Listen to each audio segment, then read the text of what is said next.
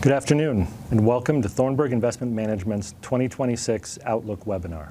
I'm your host, Josh Rubin, a client portfolio manager for Thornburg. Joining me today is Christian Hoffmann, head of our fixed income, and Matt Burdett, head of equities. Christian, let's start with you. Credit spreads remain tight relative to both their recent history and their long-term history.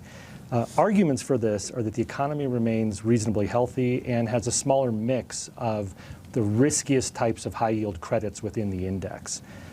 Do you think spreads are appropriately priced at these levels in the context of what you just talked about?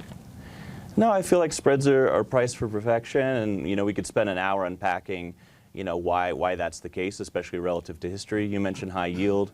The composition of the high yield market is higher quality relative to the past, but if you actually deconstruct that and look how double Bs and single Bs are priced relative to history, they also look exceptionally tight, relative to history. Like we're flirting with 0th percentile in terms of richness, relative to history.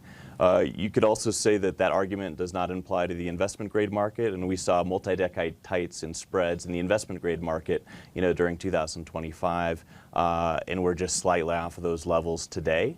You see it in many aspects of structured product as well.